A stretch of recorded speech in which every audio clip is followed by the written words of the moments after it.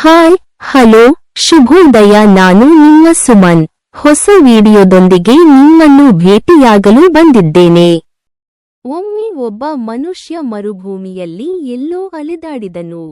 ತಿಂದು ಕುಡಿಯಬೇಕಾಗಿದ್ದ ಒಂದಿಷ್ಟು ಪದಾರ್ಥಗಳು ಬೇಗ ಮುಗಿದು ಕಳೆದೆರಡು ದಿನಗಳಿಂದ ಪ್ರತಿ ಹನಿ ನೀರಿಗಾಗಿ ಹಾತೊರೆಯುತ್ತಿದ್ದ. ಇನ್ನೇನು ಕೆಲವೇ ಗಂಟೆಗಳಲ್ಲಿ ನೀರು ಸಿಗದಿದ್ದರೆ ಎಲ್ಲಿಯಾದರೂ ಆಗ ಅವನ ಸಾವು ಖಚಿತ.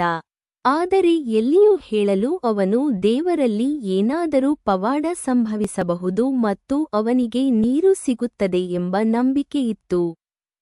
ನಂತರ ಅವನು ಗುಡಿಸಲನ್ನು ನೋಡಿದನು. ಅವನಿಗೆ ತನ್ನ ಕಣ್ಣುಗಳನ್ನು ನಂಬಲಾಗಲಿಲ್ಲ.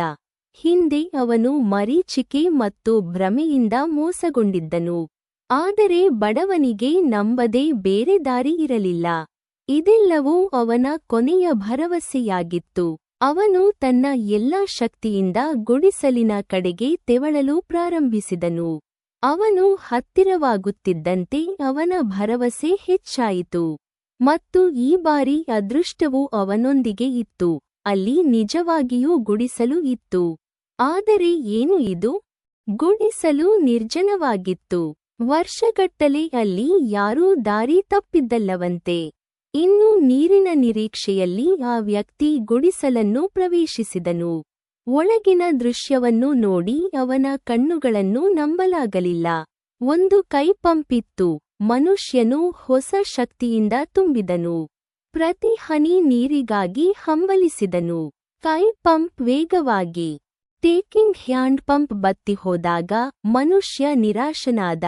ಈಗ ತನ್ನನ್ನು ಸಾಯುವುದರಿಂದ ರಕ್ಷಿಸಲು ಯಾರಿಂದಲೂ ಸಾಧ್ಯವಿಲ್ಲ ಎಂದು ಅವನು ಭಾವಿಸಿದನು. ಅವನು ನೆಲಕ್ಕೆ ಬಿದ್ದನು. ಆಗ ತಾನೇ ಮೇಲ್ಛಾವಣಿಯ ಮೇಲೆ ನೀರು ತುಂಬಿದ ಬಾಟಲಿಯನ್ನು ನೋಡಿದನು. ಗುಡಿಸಲು. ಅವನು ಹೇಗೋ ಅವಳ ಕಡೆಗೆ ಹಾರಿದನು. ಅವನು ಅದನ್ನು ತೆರೆದು ಕುಡಿಯಲು ಮುಂದಾದಾಗ ಅವನು ಬಾಟಲಿಗೆ ಅಂಟಿಕೊಂಡಿರುವ ಕಾಗದವನ್ನು ನೋಡಿದನು. ಅದರ ಮೇಲೆ ಬರೆಯಲಾಗಿದೆ, ಹ್ಯಾಂಡ್ ಪಂಪನ್ನು ಚಲಾಯಿಸಲು ಈ ನೀರನ್ನು ಬಳಸಿ ಮತ್ತು ಬಾಟಲಿಯನ್ನು ಮತ್ತೆ ತುಂಬಿಸಿ. ಇದನ್ನು ಮಾಡುವುದನ್ನು ಮರೆಯಬೇಡಿ. ಇದು ವಿಚಿತ್ರ ಪರಿಸ್ಥಿತಿ. ಮನುಷ್ಯನಿಗೆ ಅವನು ನೀರು ಕುಡಿಯಬೇಕೋ ಅಥವಾ ಅದನ್ನು ಆನ್ ಮಾಡಲು ಹ್ಯಾಂಡ್ ಪಂಪ್ಗೆ ಹಾಕಬೇಕೋ ಎಂದು ಅರ್ಥಮಾಡಿಕೊಳ್ಳಲು ಸಾಧ್ಯವಾಗಲಿಲ್ಲ. ಅವನ ಮನಸ್ಸಿನಲ್ಲಿ ಅನೇಕ ಪ್ರಶ್ನೆಗಳು ಉದ್ಭವಿಸಲು ಪ್ರಾರಂಭಿಸಿದವು. ಪಂಪ್ ಕೆಲಸ ಮಾಡಲಿಲ್ಲ.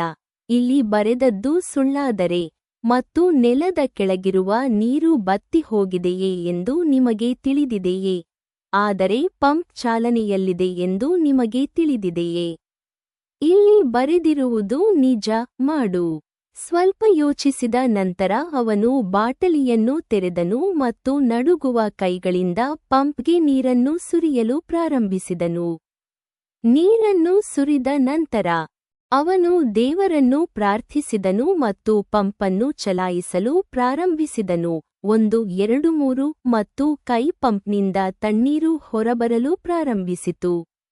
ಆ ನೀರು ಯಾವುದೇ ಅಮೃತಕ್ಕಿಂತ ಕಡಿಮೆಯಿರಲಿಲ್ಲ. ಮನುಷ್ಯನು ಅವನಿಗೆ ನೀರನ್ನು ಕುಡಿದನು. ಪೂರ್ಣವಾಗಿ ಜೀವನವು ಜೀವಂತವಾಯಿತು. ಮೆದುಳು ಕೆಲಸ ಮಾಡಲು ಪ್ರಾರಂಭಿಸಿತು. ಅವನು ಬಾಟಲಿಗೆ ನೀರು ತುಂಬಿಸಿ ಸೀಲಿಂಗ್ಗೆ ಕಟ್ಟಿದನು. ಹೀಗೆ ಮಾಡುತ್ತಿದ್ದಾಗ ಎದುರಿಗೆ ಇನ್ನೊಂದು ಗಾಜಿನ ಬಾಟಲಿ ಕಂಡಿತು.